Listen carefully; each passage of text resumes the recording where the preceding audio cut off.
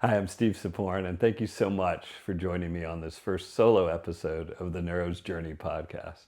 So, if you grew up in the 70s like I did, you know all about streaking. And for the youngins, it was this cultural phenomenon where people would strip completely naked at a sporting event and just sprint across the field in front of thousands of people.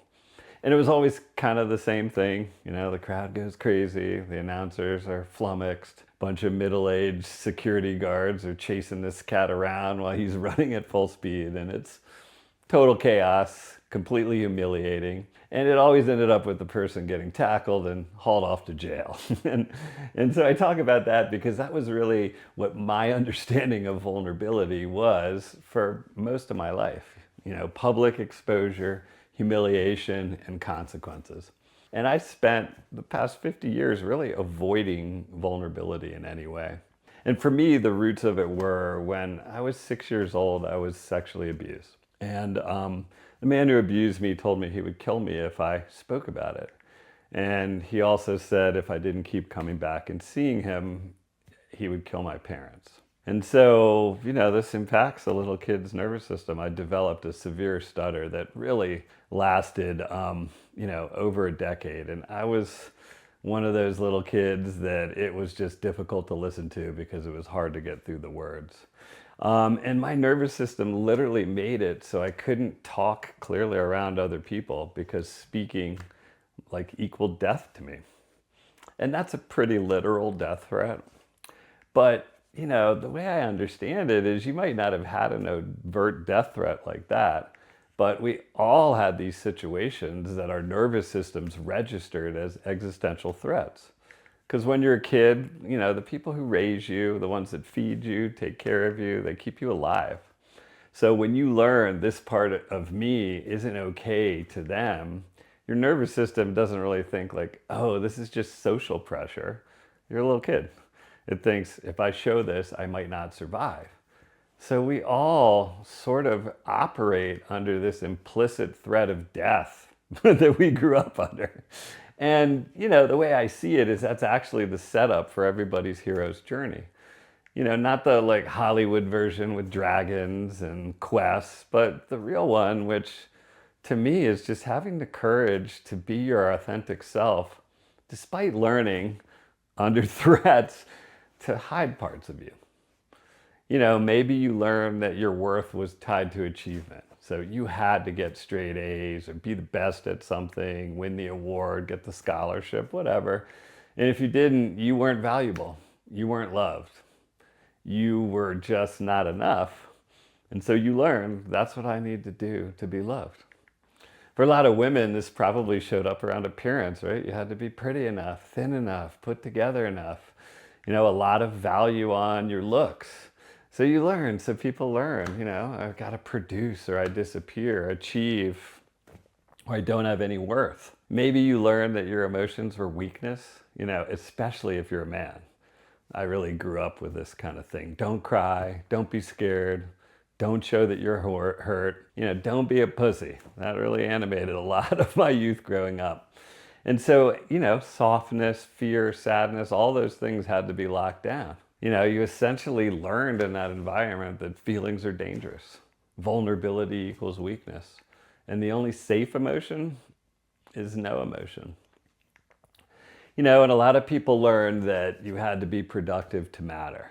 Like, what did you do today? What did you accomplish today? Rest was lazy. Play was frivolous. If you weren't doing something, you weren't valuable. You had to earn your place in your family just by constantly producing. So you learn, I am what I do, not who I am. Stop moving and you stop mattering. And you learn that as a little kid.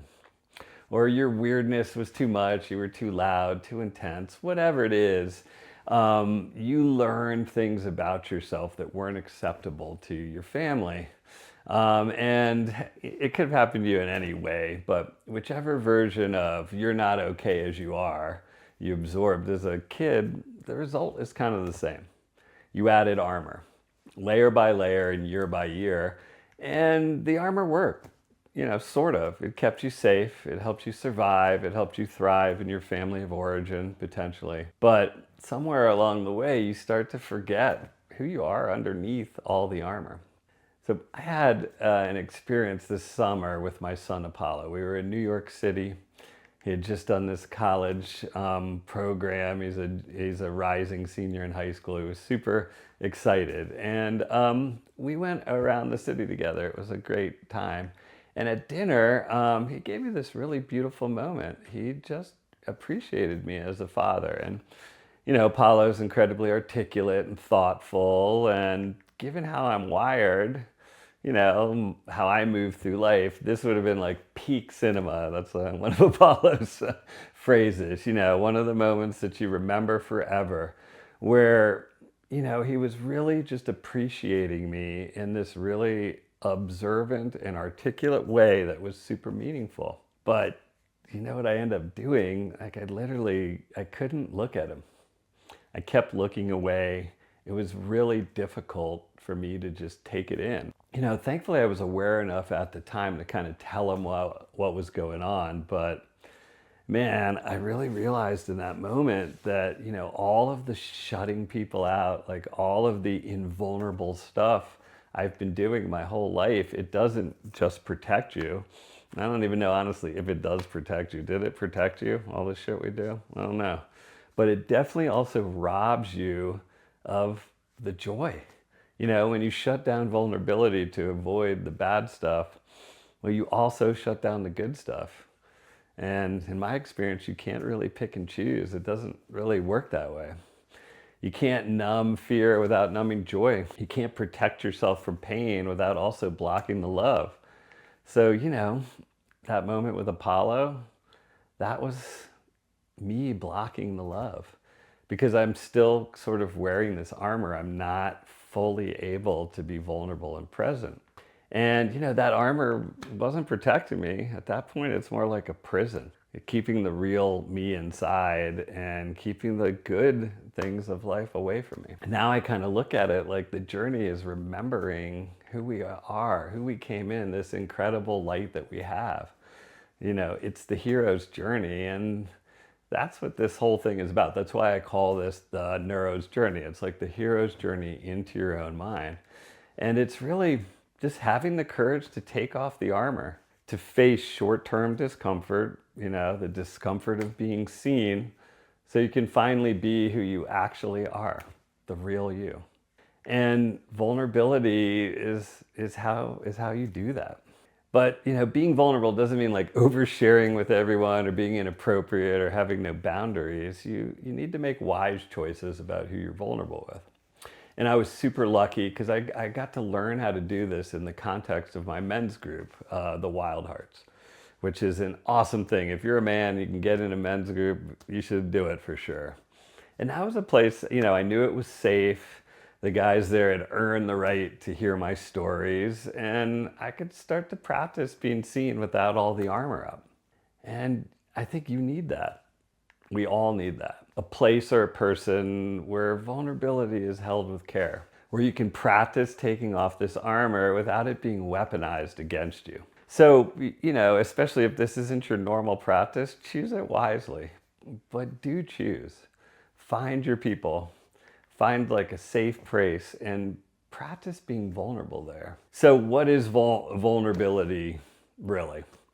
I think Brene Brown is known as the #1 vulnerability researcher, and she has a definition. She says vulnerability is the emotion you feel when you face uncertainty, risk, and emotional exposure. So uncertainty. It's funny, I'm recording this in the lead up to my launch party with over 100 people coming, and, rationally I know it's going to be great. I mean, the tickets are selling, people are excited. These are my best friends, but still there's been this part of me that's been creeping up. Like, what if nobody cares? I have this sort of shame, father wound thing that makes me feel unlovable. The running pattern that I've had in my whole life has been this, you're a bad person and nobody should love you. So there's that part of me that I still work with, that's like, who's going to show up? Who's going to care about this thing? And even though I know that intellectually it's not true, it's real for me. And, risk is part of it. And every time, I stand up in front of people and hit record on this podcast, I'm risking something. And it's interesting how, as I work through this project, I really realize it's hitting at my kind of core wounds.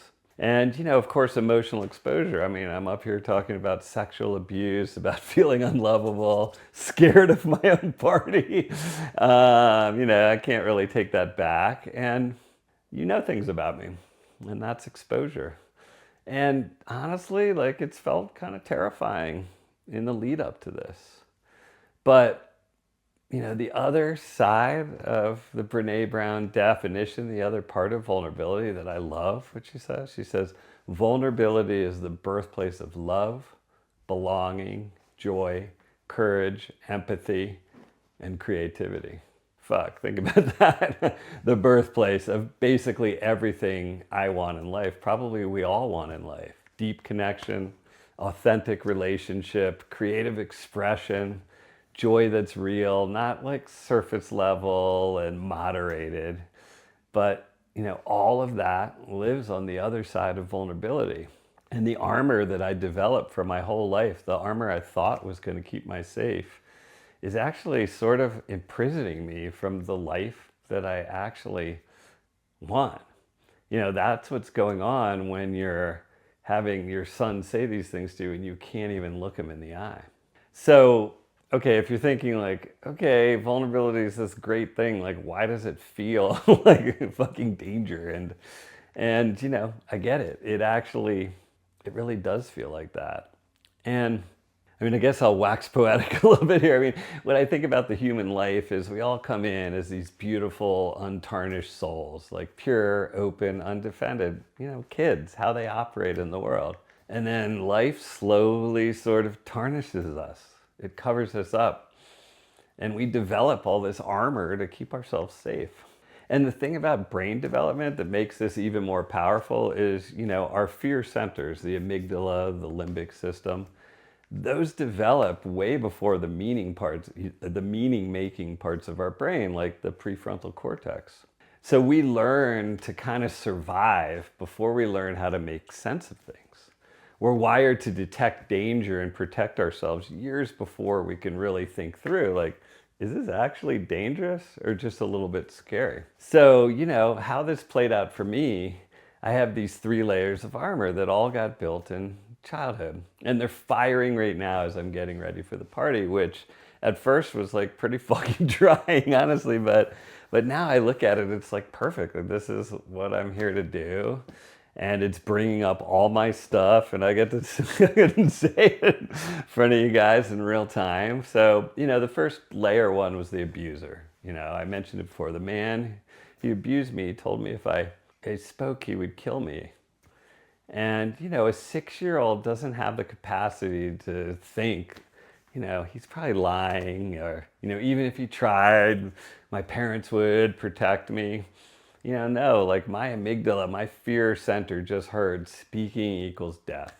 And my body responded. I mean, the stutter that I developed was so severe because my nervous system just literally shut down my ability to speak. And, it thought it was keeping me alive. And, the total frustrating thing as a kid is I could fucking go home alone and read Moby Dick in my bedroom out loud, and I was fine. I could speak completely fluently. But when other people were around, the brain just is firing danger, and these overwhelming feelings are coming.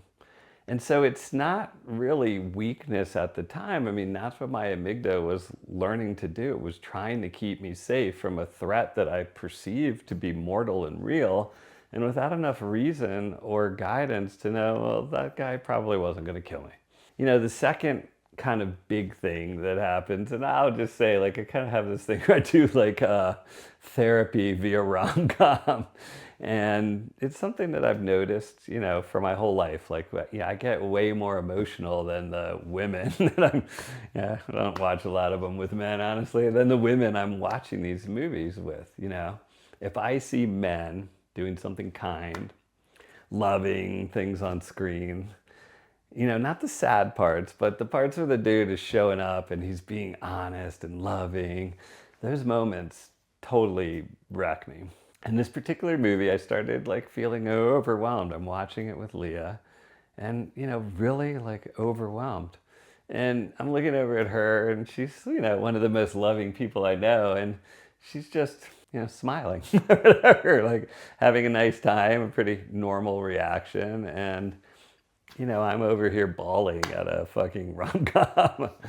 But, what I did, and this is fairly recently, it's in the past few months, as I noticed that feeling, I just got really curious. And, instead of like pushing it down or making a joke or whatever, I decided to be like, okay, like what is happening here? Just listen, disengage from the movie. And what I heard clear as day.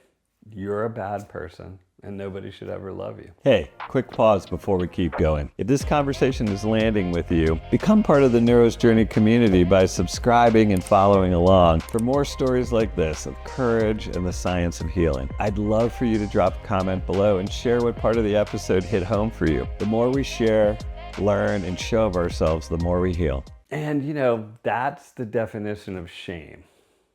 So that's not guilt. Guilt is like, I did something bad, whereas shame is, I am bad. And that shame is something I've carried my whole life. And the thing about shame is it doesn't just show up like in the obvious moments when you're being criticized or when you're like actually being a mess.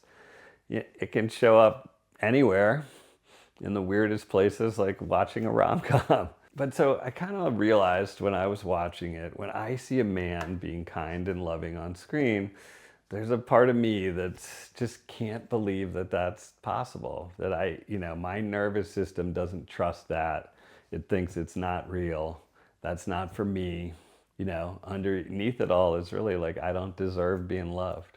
And so I get overwhelmed because I'm watching something that my nervous system is telling me that like, that's not meant for you. And, when I sat with the voice, you're a bad person and nobody should love you. I thought it was going to be related to my sexual abuser, but it really wasn't. I tapped into it and it was my dad.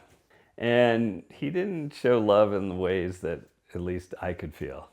I mean, I'm sure he loved me in his own way.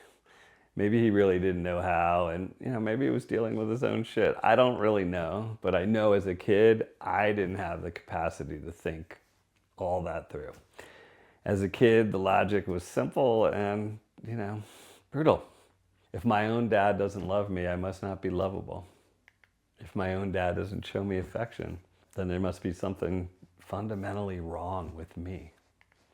And that's how the shame program gets installed. It's not a conscious decision, it's a conclusion that a child's brain makes to explain why they don't feel loved. And here's the thing that's so insidious about it. That shame voice doesn't just go away because you grow up and intellectually understand it's not true. It's always running in the background like a program you didn't know you installed. It's like a virus. And so it shows up in moments you wouldn't expect. Like when someone who loves you deeply, watching a movie where a man shows kindness and just having your whole system sort of be like, warning, warning, like this is not for you, man. This doesn't compute. So what do you do with that? First of all, honestly, like I felt grateful. And I mean, I know that sounds kind of weird, but I was actually grateful to hear it so clearly because it's not an overt message that I'd been getting in my life. It was mostly this nervous system activation. It's kind of, shame was sneaky for me, disguising itself more in sensations than in words. But as I've been able to calm my nervous system down and tap into it, I caught it. I heard it. I could name it. I was like, oh, okay, that's shame. And honestly, I didn't think that I had shame. And once you can name it, you can kind of work with it. The other thing I realized that this shame, this belief that I'm fundamentally unlovable is connected to my dad. And so that's where it gets kind of complicated. It's connected to that childhood experience and I can't change what happened. And I can't really go back and make my dad show up differently. And it's not really about changing the past. Like, I'm decided to work on forgiving him. And not because he deserves it or doesn't deserve it, honestly. Not because I'm letting him off the hook or pretending it doesn't hurt, but like carrying that resentment, that story of he didn't love me, therefore I am unlovable. It's just not serving me anymore. It's keeping me in that shame loop, and it's keeping me out of love. It's actually knowing that is keeping me from deeply being loving. So I'm working on that forgiveness, and what it looks like is reframing the story. So for me, instead of being like, my dad failed me and that made me broken, I'm trying something more like, all right, my dad and I are in this lineage together. Like, we're on a journey together, the hero's journey. Our lineage is our journey's link. And he got me to where I am, even in his failings, and maybe especially those failings, were exactly what I needed to become the man that I want to be today. And that doesn't mean the hurt wasn't real, or it doesn't erase all the things, but it changes the ending of the story. It takes away the power of the shame. And that's why I think just seeing yourself on this hero's journey, having a story about it, is just such an important part of healing. And what I've learned about it is shame grows in secrecy and silence. It feeds on the belief that you're alone in this, that there's something uniquely wrong with you. And a lot of perpetrators use that. My abuser wanted to keep me alone. But when you can name it out loud, now when it comes up, I just say out loud, look, I have this voice that's telling me I'm lovable. And it started when I was a little kid who didn't feel loved by my dad. All right. Kind of makes sense. It's not a secret anymore. It's just a story. And it's been painful, but it's also just a story. And I can rewrite that story. Not like the facts of the story. The facts are what they are. But the meaning that I make from them, that's up to us. So when that voice shows up now, and it still shows up. For sure, it showed up in this process. I try to catch it. Just like, hey, I see you. I know where you came from. And I know you were trying to protect me as a kid, but I'm okay now. I'm choosing a different version of this story. And the more I practice that, the more I can actually let the love in that's right in front of me. Like, I've been a lot more vulnerable with Leah than with any other partner. And by letting her see the real me, like, I also know deep down inside that she loves the real me. Not like some representative, like from Chris Rock's stand-up special that I cooked up for myself to impress her, but the real me with the fears and the wins and losses, all of it.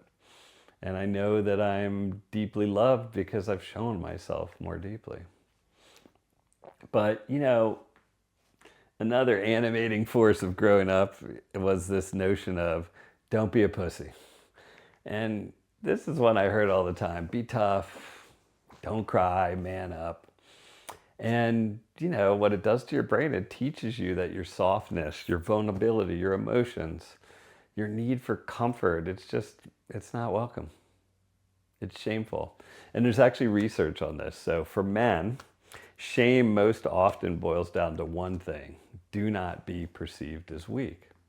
So I'm like, like doing this party, and, I'm nervous about it, which is, I know it's fine, everything's going to be great, all this kind of stuff. But there's just this part of me that is ashamed of these things coming up. Like, don't be ridiculous. Like, don't be weak, push through it. But, the voice itself, that's not really the strength, I don't think. That's just more of the armor, more of the old pattern. Hide the fear, hide the vulnerability, or you'll be rejected. But, what's happening neurologically when I'm thinking about standing up at this party is my amygdala is fucking lighting up. It remembers, all the lessons. Speaking is dangerous. People make fun of you. They laugh at you. And it sends alarm signals to my body when I think about it. Heart rate goes up, stomach tightens, multiple times during this process, I've just gotten this 3 p.m. fog of depression that's just rolling in, and it's my nervous system shutting me down. I think it thinks that it's keeping me safe, keeping me away from this party, but the party isn't actually dangerous. But when I was vulnerable as a kid, it got coded as a threat, and those neural pathways are there. So I just have to understand them and work with them. So just it's important to know that if you feel scared when you're about to be vulnerable, it's not weakness. That's not being broken. That's your brain doing exactly what it was trained to do, to keep you safe. And that armor worked. It protected you, when you were a kid, when you needed protecting. But I think the question is now, do you still need that armor? And, there's something really important, I think, to talk about here. When someone's being vulnerable with you, they're in the middle of their hero's journey. They're taking off their armor. They're trusting you with something they've been hiding away. And it's an honor to have somebody be vulnerable with you and talk about those things. And, the absolute worst thing you can do is listen to someone be vulnerable and then at some point throw it back in their face, like use it against them.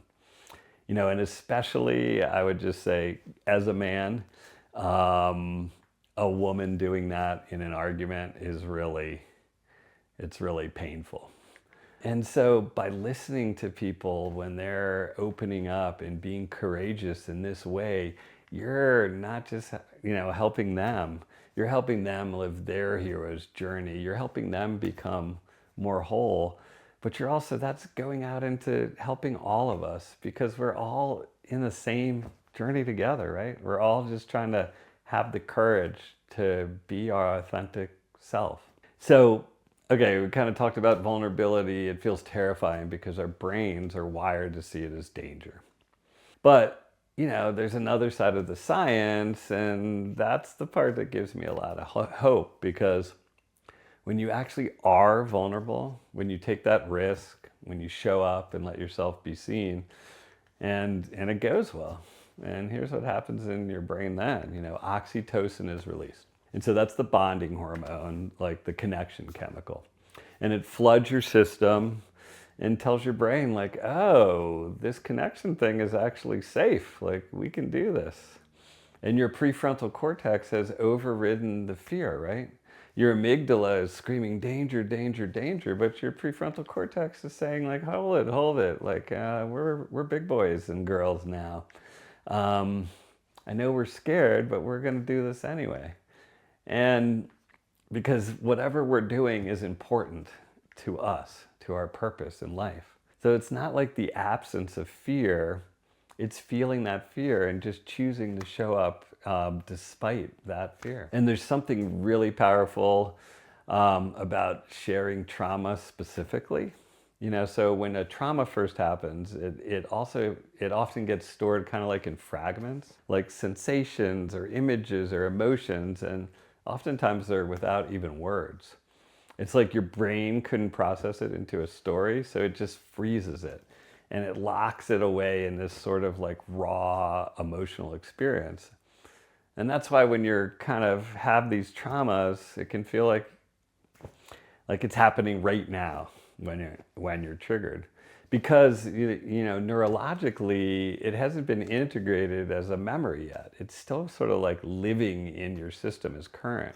But when you're vulnerable enough to put it into words and start to tell that story out loud, to someone safe, something starts to shift and it's noticeable in your brain, and you start converting those frozen fragments into a narrative, into a story with a beginning, a middle, and an end, into something that happened to you then, not something that you're experiencing now. So your hippocampus, which is the part of your brain that organizes memories, starts doing its job, right? Your amygdala calms down, and slowly the trauma stops being a live wire in your nervous system and becomes, a memory. A painful one maybe, but a memory that you can hold. instead of one that holds you. Does that make sense? And that's what vulnerability helps to do with trauma. It helps your brain finally file away as the past. And it's why working with your nervous system, meditation, I do chanting, breath work, sauna, it actually really matters, because these are ways that you can work with your nervous system and start to manage it. So when that 3 p.m. depression rolls in, my amygdala starts firing and all that, I'm not trying to force my way through it anymore. Or pretend that it's not happening, which is what I used to do. Eventually I would just collapse. So now I just start to regulate my vagus nerve. I'm calming the alarm system down. I'm creating space with practices that I know impact the nervous system for my prefrontal cortex to come back online and remind me, okay, you're safe. The party's going to be great. This is something important to you and it matters. So we're going to use our courage and we're just going to fucking do this, And it's not woo-woo spiritual practice, it's neuroscience. And what I'm really learning is there's not courage without vulnerability. And I think if we can boil life down into what Source is asking of us, it's asking for love and courage. I think if we are loving and courageous, we have life figured out. And courage isn't the absence of fear. Courage is your prefrontal cortex saying, I see you, I see the amygdala, I know you're trying to protect me, but I'm choosing to be brave.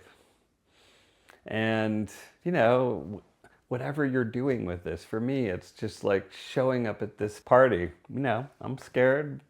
I know I'm going to be scared, but I'm also going to be there. When I record this talk, talking for 30 minutes straight, that's scary for me. But I'm also choosing to do it. And it's not weakness that it brings up fear. I'm in the process of rewiring decades of neural pathways that told me that this kind of vulnerability equaled danger. But, each time I do it and it goes okay, even when it doesn't go that great, honestly, my brain learns a little more like, oh, okay, maybe this is safe. Maybe I can show up myself and still belong. And that's why this whole vulnerability thing is really worth it. It's not because it's comfortable, because it's not. And not because it's easy, because it's really not a lot of the time. But on the other side of that fear is everything we actually want, right? Connection, creativity, joy, love, belonging. And those things only exist when we're vulnerable. You can't love someone without risking the heartbreak. You can't create something meaningful in the world, a business, a podcast, whatever your passion is, you can't put it out into the world without risking some sort of failure. And you can't really belong if you're not letting yourself be seen, because it's not really you that's belonging if you're not letting yourself be seen. So all this armor, we thought it kept us safe our whole life, but it's keeping us alone. All right, so you're sold on it, right? How do we actually do this? How do we start taking off the armor? And honestly, I'm right there with you. I'm figuring this out in real time.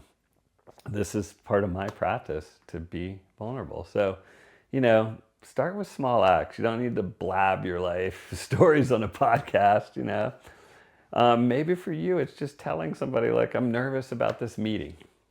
Or, yeah, I'm kind of struggling right now. Or even in, a business contest, I actually don't even know the answer to that. Yeah, small. Just honest, real. And then I think it's important to sort of identify and name the armor when it shows up.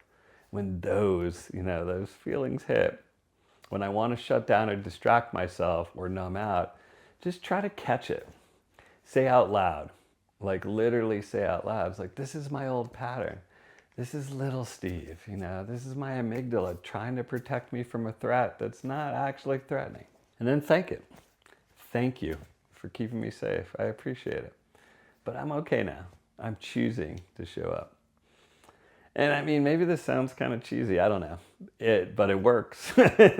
And, it creates a distance between me and the fear. And it really reminds me that I have choice. And, the other thing is a practice of regulating your nervous system. So learning what works for you, this is huge. And you can't think your way out of an activated nervous system. You have to work with your body. So for me, I chant like, 15 minutes at a time with that. That's helping with my vagus nerve. It's calming down my amygdala. Meditation, breath work, yoga, sauna. All these things are ways that you can learn to impact your own nervous system. They can bring your heart rate down. They can signal to your brain and your body that, we're safe in here. So as you start to learn that you can impact your nervous system and you start to develop courage, that's when you can make this choice to just be brave instead of being hijacked by the fear. And, rewriting the story. The old story for me is speaking is dangerous. That's my story. I'm unlovable. Showing fear makes me weak. But the new story is, look, I'm worthy of being seen, even if I'm not perfect, especially imperfectly. My vulnerability is not a weakness. It's courage. Like, I'm the hero of my own fucking story, so I get to tell it how I want to. And, honestly, I'm not always buying it in every moment, but you practice it, saying it out loud, acting as if it's true. Even when my nervous system is sort of screaming the old story. And slowly, I wouldn't say it's been a quick process, but slowly over time, it's starting to stick. And, finally, I've just chosen to show up anyway. Because the fear isn't going to go away. Like, I'm convinced that I'll probably have anxiety before all these things for the rest of my life. Because the other side of the coin on that fear is that the fear means that what I'm doing matters, that I'm actually stepping out there. So vulnerability it's not like winning or losing. It's having just the courage to show up and be seen when we don't have control over the outcome. And really deep down inside, do you really think you have much control over things? I know we think we want to, but we don't control things. And, I can't control how this party goes. I can't control whether anybody listens to this podcast, and I can't control whether people are mean to me in comments or love me or ignore me. But I can control whether I show up and try. And I'm choosing to show up and scared and imperfect and vulnerable, but also as present and authentic and whole as I can be. And that's my practice. So here we are. And remember that streaker at the beginning? So that's not really vulnerability, right? That's kind of a alcohol-fueled spectacle. And real vulnerability isn't about being reckless or making a spectacle of yourself. And it's not about exposing yourself for shock value or attention. It's basically this. Show up as yourself when you don't know how to be received. Tell the truth when it would be easier to hide. Letting someone see you, the real you, when every instinct is telling you to protect yourself. And for me, that's been a long journey. From a kid who couldn't speak, from a man who just built layers of armor around himself to hide, and the amount of effort that I used to just hide myself from people was incredible. But now I'm sitting here now, I'm talking to you, and I'm letting it out. The abuse, the shame, the fear, and the work that I'm still doing, that will be doing for the rest of my life. I feel like what I'm learning is a process on how to live, and not that I'm come to some state. So I'm doing this as a choice. I'm choosing piece by piece to take the armor off. I didn't know it ahead of time, but that party, it was fucking terrifying me. And all the old patterns are firing. And, at first I was like pretty, I was kind of bummed. But then I was like, this is perfect. you know, because this is actually the messy, imperfect, still figuring out parts. Because, you know, back to what I believe, we all came in whole, open, undefended, beautiful. And life taught us to hide, and we built armor for us. Or we built ourselves a prison. And you know, whether you're 25, 45, 56 like me, 76, the work is just to slowly reveal ourselves again and again. And not recklessly, you don't have to do it all at once, but courageously. Choose again and again to let yourself be seen. So here's a question I have for you.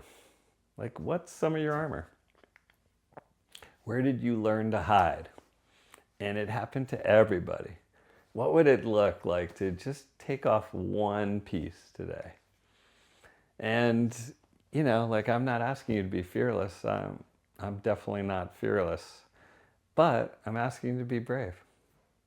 Show up, feel the fear, and start to train yourself. Let your prefrontal cortex override your amygdala just long enough to say something true.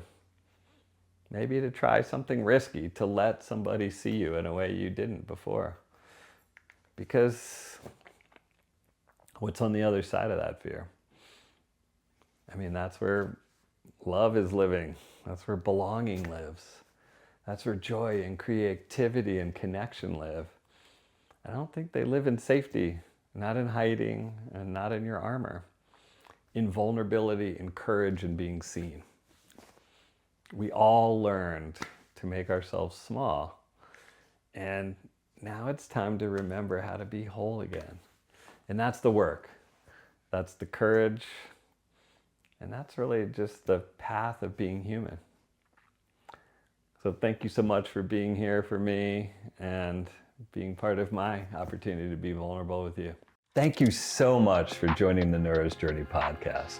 If this episode landed, share it with someone who needs to hear it. The real medicine is in the connection, and this community only grows when we reach for each other.